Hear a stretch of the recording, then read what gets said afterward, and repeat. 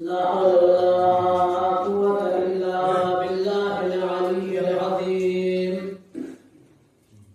حسبنا الله ونعم الوكيل، نعم المولى ونعم النصير. أعوذ بالله من الشيطان الرجيم. بسم الله الرحمن الرحيم. الحمد لله الذي هدانا لهذا وما كنا لنهتدي لولا أن هدانا الله. لقد جاءت رسل ربنا بالحق. الصلاة والسلام والتحية والإكرام على أشرف الأنبياء والمرسلين، خاتم النبيين، مولانا ومولى الثقلين، جد الإمام الحسنين أبي القاسم محمد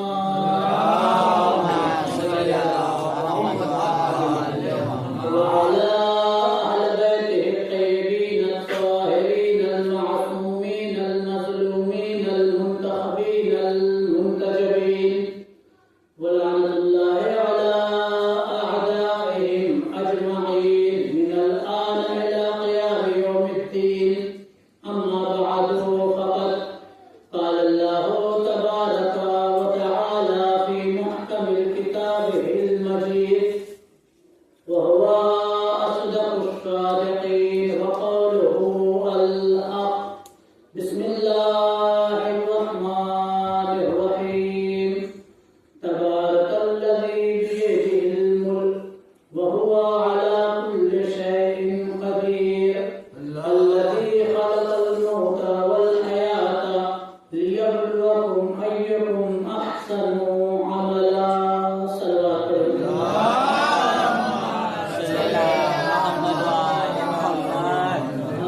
گزارش ہے کہ ایک مرتبہ سورہ الحمد اور 3 مرتبہ سورہ توحید کی تلاوت فرما کر مرحوم سومیل عباس ابن منظر حسین کو ارشاد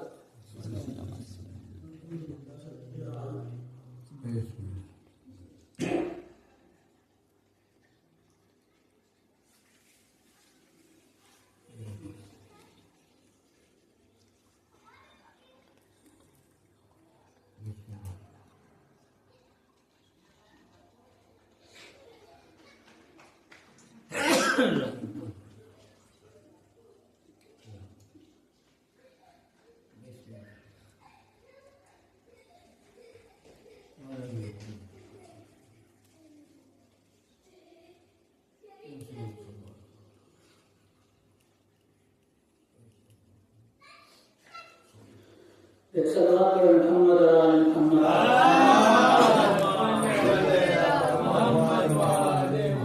عزیزان محترم، شیعان اہل اقتدار اور عزاداران مظلوم کربلا، قرآن مجید پروردگار عالم کی مقدس کتاب ہے جس کی ہر آیت معجزہ ہے، جس کا ہر حرف معجزہ ہے. اسی قرآن مجید میں پروردگار عالم سورہ ملک قرآن مجید کا 67 نمبر کا سورہ اور اس کی پہلی اور دوسری آیت میں ارشاد فرما رہا ہے کہ تبارک الذی بیدہ الملک، کہ مبارک ہے وہ ذات کہ جس کے ہاتھ میں بادشاہت ہے، جس کے ہاتھ میں سارا ملک ہے. وَهُوَ عَلَى كُلِّ شَيْءٍ قَدِيرٌ، اور وہ ہر چیز پر قدرت رکھتا ہے. اگر میں پہلی ہی آیت کی تفسیر کرنا چاہوں تو کم سے کم مجھے آدھا 1 گھنٹہ لگے گا، لیکن میں پہلی آیت پر گفتگو نہیں کروں. دوسری آیت میں ارشاد فرما رہا ہے کہ الذی خلق الموت والحیات، کہ جس نے موت کو بھی خلق کیا اور حیات کو بھی خلق کیا. کیوں پروردگار عالم نے موت کو خلق کیا؟ کیوں پروردگار عالم نے حیات کو خلق کیا؟ آگے کی آیت بتائے گی الذی خلق الموت والحیات.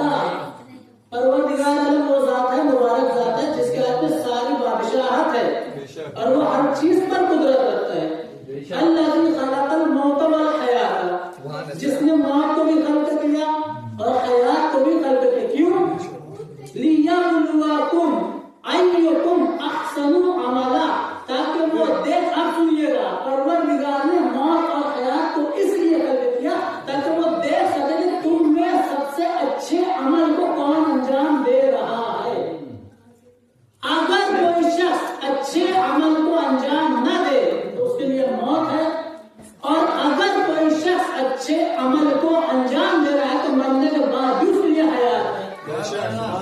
احسن عملا، بہترین عمل جو کرے گا اس کے لیے مرنے کے بعد بھی زندگی ہے. اور اگر کوئی اچھے عمل کو ہی انجام نہیں دیا دنیا میں تو اس کے لیے موت ہے. مرنے کے بعد بھی برزخ میں اس کے لیے موت ہے. وہاں پر کسی چیز کی گنجائش نہیں ہوگی، فرشتے رحم نہیں کھائیں گے کسی بھی، کیونکہ حساب کا وقت قبر میں ہوگا، روز محشر ہوگا. یہ دنیا جو تمہاری ہے اسے وہ عمل کا جو ہے ایک مرکز ہے، یہیں پر تمہارے عمل کو جو انجام دیا جائے گا. مرنے کے بعد عمل کو انجام نہیں دیا جا سکتا. لیکن اہل بیت علیہ السلام کیا چاہتے ہیں کہ میرا چاہنے والا ہر امور میں اچھا ہو. کیا فرما رہے ہیں کہ میں اپنے چاہنے والے کو ہر امور میں اچھا دیکھنا چاہتا ہوں. کیا مطلب ہے؟ مطلب یہی ہے کہ ہم نے ایک دن نیکی کی، دوسرے دن بدی کر رہے ہیں. یہ امام نظر میں اچھا نہیں ہے. امام کہہ رہے ہیں کہ میں تمہیں ویسا دیکھنا چاہتا ہوں جیسے ابو ذر تھے، میں تمہیں ویسا دیکھنا چاہتا ہوں جیسے سلمان تھے، میں تمہیں ویسا دیکھنا چاہتا ہوں جیسے میثم تمار تھے. میثم تمار کون تھے؟ میثم، دیکھیے گا مولا فرما رہے ہیں میں اپنے چاہنے والا کوئی بھی ہو، دنیا کے کسی بھی کونے میں ہو، میں اسے میثم تمار کی طرح دیکھنا چاہتا ہوں. کیا میثم تمار کیا تھے؟ کون تھے؟ روایت بتاتی ہے کہ بنی اسد کی ایک خاتون تھی، بنی اسد کی، ان کے غلام تھے میثم تمار. بنی اسد کی ایک خاتون، ان کے غلام تھے میثم تمار. جب بنی اسد کے محلے سے مولائے کائنات گزر رہے تھے تو میثم تمار پر نظر پڑی اور وہیں پر مولا رک گئے اور رک کر کہا کہ بتاؤ تم کون ہو؟ تو اس نے کہا کہ اس گھر میں جو خاتون رہتی نا اس کا غلام ہوں. کہا میں تمہیں خریدنا چاہتا ہوں. مولا کیا فرمایا؟ میں تمہیں خریدنا چاہتا ہوں. جب وہ خاتون باہر نکلی تو ایک مرتبہ اس خاتون نے کہا کہ کیا چاہتے ہو؟ کہا میں تمہارے اس غلام کو خریدنا چاہتا ہوں. اب مولا کہنا کہ صرف ایک نظر کی تھی میثم پر، اور مولا کا دل اتنا بھر آیا کہ اس غلام کو خریدا جائے، کیونکہ مولا کائنات جو ہے شجرہ دیکھتے ہیں، شکل دیکھ کے شجرہ پہچان جاتے ہیں کہ یہ شخص کیسا اترے گا. اس عورت نے کیا کہا کہ بہت زیادہ قیمت ہے اس غلام کی. علی نے کہا کہ اگر کوئی اچھی چیز ہو تو پھر اس میں پیسوں کا جو ہے علی جو ہے پیسوں کا نہیں دیکھتا کہ کون سی کس کی قیمت کتنی ہے کیا ہے. لہذا مولا کائنات نے کچھ رقم دیے، میثم کو خریدا اور میثم سے پوچھا کہ بتاؤ تمہارا نام کیا ہے؟ تو کیا کہا کہ میرا نام سلیم ہے. کیا کہا؟ ایک روایت میں سالم، ایک روایت میں سلیم. کہا میرا نام سلیم ہے. کہا میں وہ نہیں پوچھ رہا ہوں، تمہاری ماں نے تمہارا جو نام رکھا وہ بتاؤ. بے شک تمہاری ماں نے تمہارا جو نام رکھا ہے وہ بتاؤ. کہا نہیں میرا نام تو سلیم ہے. مولا نے فرمایا کہ تمہاری ماں نے تمہارا نام تو میثم رکھا تھا. تمہاری ماں نے تمہارا نام تو میثم رکھا تھا. اب میثم اپنی جگہ سے اٹھ کھڑے ہوئے اور اپنے ہاتھ سے کانپتے ہوئے کہا مولا میرا نام تو صرف میں جانتا ہوں، میرا باپ جانتا ہے اور میری ماں جانتی ہے اور ہم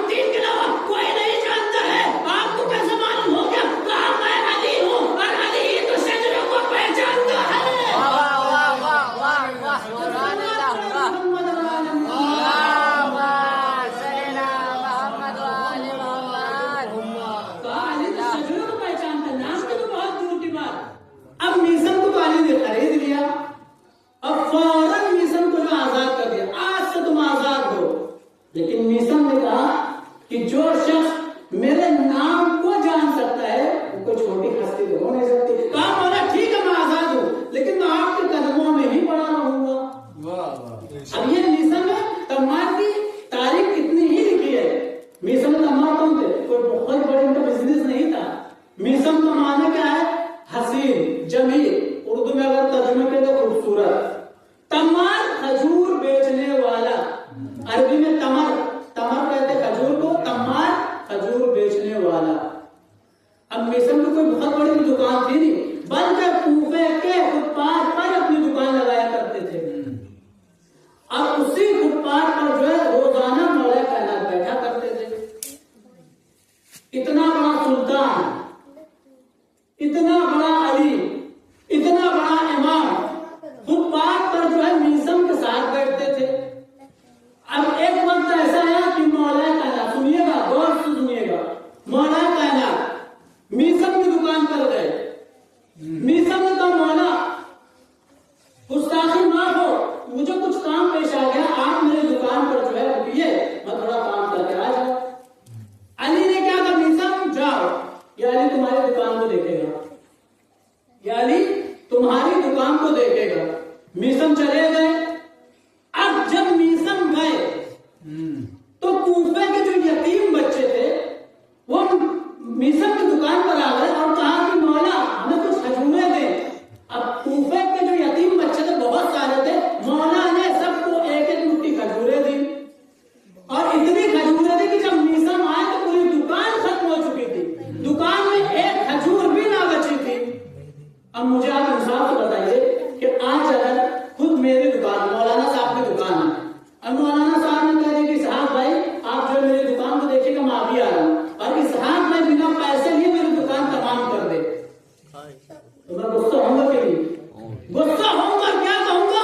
اسحاق بھائی میں نے آپ کے ذمے اپنی دکان دی تھی، اب سارے پیسے میں آپ سے لوں گا کیونکہ آپ نے میرا سارا مال ختم کر دیا. لیکن جب میسم آئے تو میسم کی ساری دکان ختم ہو چکی تھی، ایک کھجور بھی نہیں بچی تھی. اب علی نے کہا میسم تمہاری دکان میں تو کھجوریں نہیں ہے. تو میسم نے جواب دیا کہ میسم کے لیے یہ شرف کی بات ہے کہ میسم کی کھجور علی کے ہاتھوں تقسیم ہوئی ہے.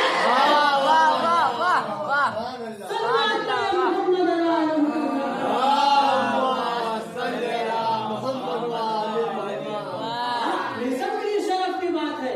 میسم کی کھجور، ایک عام صحابی کی کھجور جو ہے کن کے ہاتھوں بک گئی، کن کے ہاتھوں تقسیم ہو گئی؟ علی کے ہاتھوں. کچھ دن نہیں گزرے تھے میسم نے پھر کھجور جو ہے لا کر رکھی. مولا کائنات مسجد نبوی سے نکلے، نماز پڑھ رہے. اب یہ نہ سمجھیں کہ میسم نماز نہیں پڑھتے تھے، میسم بھی ساتھ میں نماز ادا کیے. اور مولا کائنات کیونکہ جو ایک دن میں ہزار رکعت نماز پڑھتے تھے، واجبات جب انجام دے دیتے تو اپنے چاہنے والوں سے کہتے تھے کہ جو رکنا چاہتا رکے، جو جانا چاہتا جائیں، کیونکہ واجبات انجام دے چکے ہیں. اب میسم جب نماز ظہرین ادا کر چکے تو باہر آئے، کوفے کے فٹ پاتھ پر اپنی دکان پر گئے. مولا کائنات کچھ دیر میں مسجد سے باہر نکلے اور وہیں جا کر میسم کی دکان پر بیٹھ گئے. میسم کی دکان پر سنیے گا، بہت غور سے سنیے گا، توجہ. میسم کی دکان پر بیٹھ گئے. اب میسم نے کہا مولا پھر مجھے کچھ کام آ گیا ہے، آپ اگر میری دکان سنبھالنا چاہیں تو سنبھالیے ذرا. علی نے کہا میسم جاؤ. میسم چلے گئے. ایک منافق جو اس منظر کو دیکھ رہا تھا کہا یہ تو علی ہیں. میسم تو چلے گئے، علی نے کبھی کھجور کو بیچا نہیں ہے. یہ منافق آیا، کہا مولا اپنے جیب سے نقلی سکہ، یاد رکھیے گا نقلی جسے پوٹا سکہ کہتے ہیں، نقلی سکہ نکالا. نقلی سکہ نکال کر ابھی اپنے ہاتھوں میں رکھا تھا چھپا کر، کہا مولا ایک درہم میں کتنی کھجوریں ہیں؟ علی نے تو کبھی کھجوریں بیچی نہیں تھی، میسم بیچتے تھے. ایک درہم میں کتنی کھجوریں ہیں؟ تو مولا نے کیا جواب دیا؟ آج تک تو کتنی لیتے آئے ہیں، آج تک تو کتنی لیتے آئے، جتنی تو نے لیا ہے اتنی ہی ملے گی. اب اس نے کہا مولا میں تو ایک درہم میں 10 کھجوریں لیتا ہوں. ایک مرتبہ اس منافق نے کہا لیجیے سکہ. اب علی نے سکے کو لیا اور نیچے رکھ دیا، کہا اٹھا لو، 10 کھجوریں اس نے اٹھائی اور اٹھا کر بھاگا بھاگا گھر آیا، 10 کھجوریں اٹھائی جھولی میں رکھا اور جھولی کو بند کیا اور بھاگا بھاگا گھر آیا۔ میسم کی میں وہ بتا رہا ہوں معرفت کتنی تھی، دیکھیے گا میسم کا ہمارا کہتے ہیں جو علی کی غلام بن جاتے ہیں تو علی بھی انہیں کم سے کم اتنا علم عطا کر دیتے ہیں کہ وہ آنے والے کل کو دیکھ لے۔ ابھی میسم ہے نہیں دکان پر، نقلی سکہ دیا، مولا نے اس سکے کو دیکھا نہیں، سکہ نیچے رکھا، اور یہ منافق جو تھا جھولی میں 10 کھجوریں رکھا اور بھاگا بھاگا اپنے گھر آیا، اپنی زوجہ سے کہا، زوجہ جو ہے مومنہ تھی، زوجہ جو ہے مومنہ تھی، اس نے اپنی زوجہ سے کہا کہ تم تو بہت علی کی دیوانی ہو، علی کی جو تعریف کرتی ہو، ہر وقت کہتی ہو علی عین اللہ ہے، علی ید اللہ ہے، علی وجہ اللہ ہے، علی جنب اللہ ہے، علی یاسف الدین ہے، علی تو زمین سے زیادہ آسمان کے راستے جانتا ہے، لیکن آج تم جانو گی کہ علی کون ہے، کون کرے یہ منافق کہہ رہا ہے، کس سے کہہ رہا ہے، اپنی زوجہ سے کہہ رہا ہے، زوجہ مومنہ تھی، کہا تم تو علی کی تعریف کرتی تھی، ہر وقت علی کی مدح کرتی تھی، اور تم کہا کرتی تھی کہ علی دعوی سلونی ہے، وہ زمین سے زیادہ آسمان کے راستے جانتا ہے، آج میں نے نعوذ باللہ آج میں نے علی کو بیوقوف بنا دیا، کہا کیا، کہا میں نے نقلی سکہ دے کر، کھوٹا سکہ دے کر علی سے کھجوریں لے لی ہے۔ ایک مرتبہ اس مومنہ عورت نے کہا ارے بیوقوف ذرا اپنی جھولی کھول کے تو دے، واہ واہ واہ واہ واہ واہ، ذرا اپنی جھولی کھول کے تو دے۔ جیسے ہی اس نے اپنی جھولی کھولی تو جھولی جیسے ہی کھلی، جھولی کے ساتھ ساتھ اس کا منہ بھی کھلا ہی رہ گیا، جھولی کے ساتھ ساتھ اس کا منہ بھی کھلا ہی رہ گیا۔ ایک مرتبہ دوڑا آیا، کیا دیکھا کہ جھولی کے اندر جو کھجوریں تھی اس کے اندر کیڑے پڑ گئے، دوڑا میسم تمار کی دکان پر آیا، ابھی میسم جو کچھ دیر پہلے اپنے گھر چلے گئے تھے، میسم بھی آئے، میسم کے ماجرا معلوم نہیں تھا کہ علی نے کھجوریں بیچی نقلی سکے میں، لہذا میسم آئے، ادھر سے منافق آیا، کہا علی تو نے مجھے خراب کھجوریں دی ہے، تو ایک مطلب میسم نے کہا کہ تو نے کون سے بہت اصلی سکہ دے دیا۔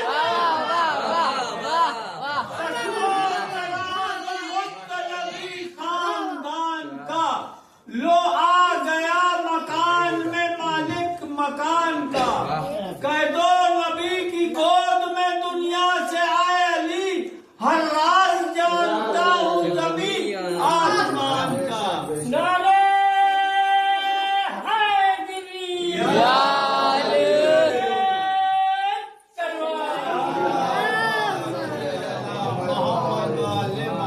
کہا میسم تو تھے نہیں، لیکن میسم کہہ رہے ہیں کہ تو نے کہاں اصلی سکہ دے دیا، تو نے جیسا سکہ دیا ویسے کھجوریں ملی، لیکن منافق نے کہا کہ علی میں نے تو اچھی کھجوریں اٹھائی تھی، یہ کھجوریں میں کیڑے کیسے پڑ گئے؟ علی نے کہا کہ جیسا تم نے برتاؤ کیا میرے ساتھ، تم جیسا کرو گے تمہارے ساتھ ویسا ہوگا۔ اب علی نے کہا کہ اس کھجور کو واپس رکھ دو، جب سکہ دے دیا واپس رکھ دو۔ میسم نے کہا علی کھجوروں میں تو کیڑے پڑ گئے ہیں، کہا تم علی کو نہیں جانے میسم، علی چاہے تو کھجوریں خراب ہو جائے، علی چاہے تو کھجوریں اچھی ہو جائے، یہ علی ہر چیز پر قدرت رکھتا ہے۔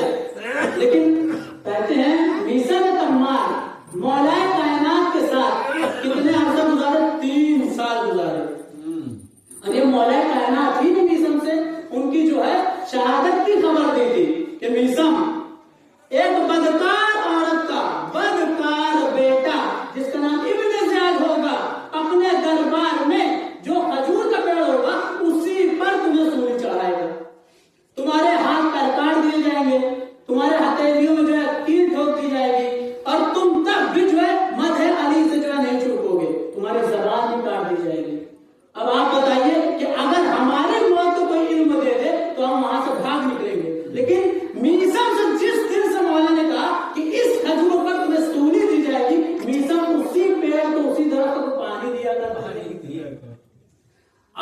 میسم کو یاد رکھیے گا، مولا کائنات نے علم منایا بھی عطا کیا۔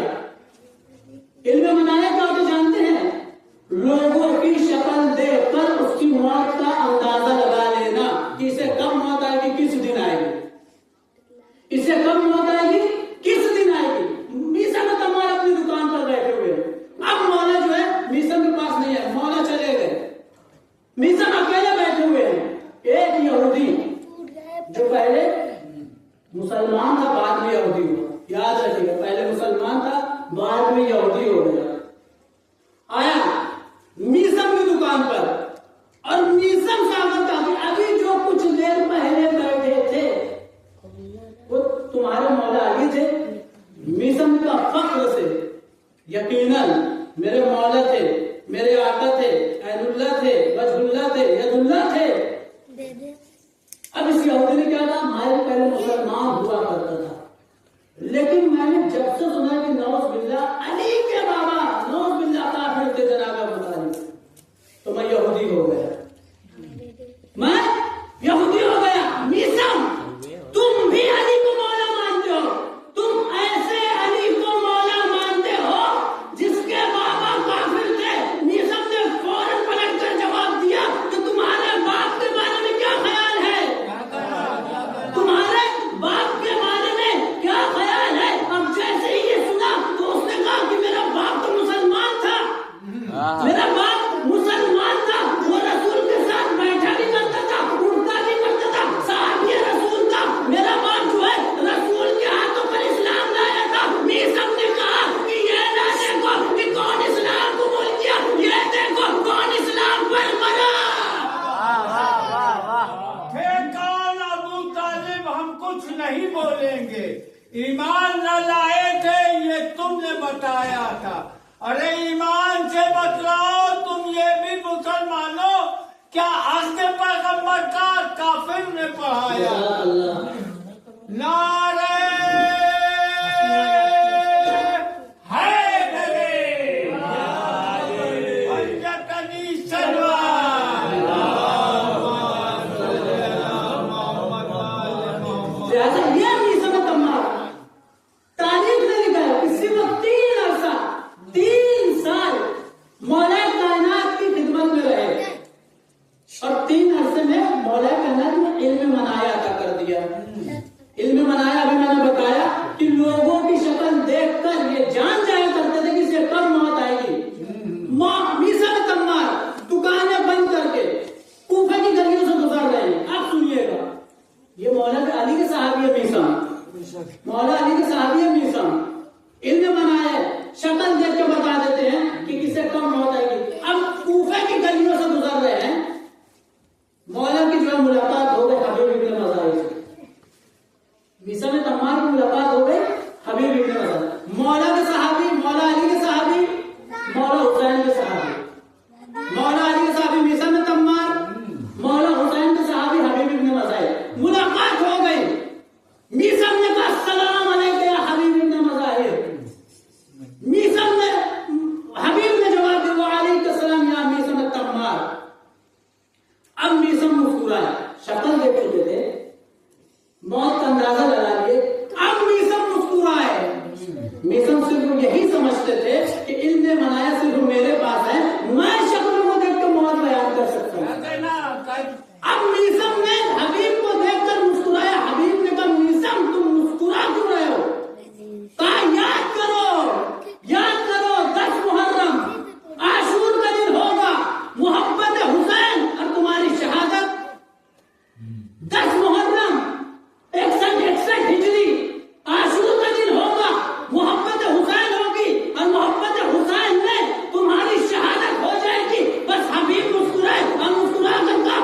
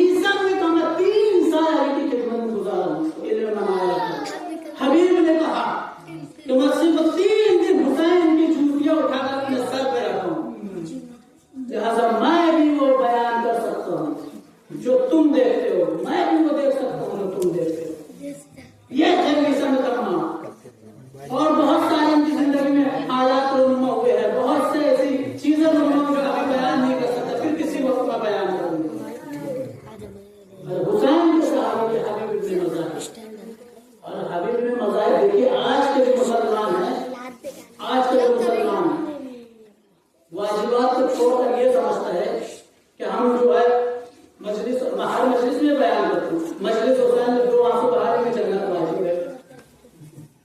ایسا نہیں. یہ حبیب ابن مظاہر ہے، یہ حبیب ابن مظاہر سے ہی پوچھا کسی نے کہ حبیب مجھے یہ بتاؤ کہ نماز میں دل نہیں لگتا کیوں، جبکہ ہر امور میں، ہر کام میں دل لگتا ہے، نماز میں کیوں دل نہیں لگتا؟ تو حبیب نے کیا بیان کیا؟ حبیب نے یہ کہ قرآن کی تلاوت کی ہے.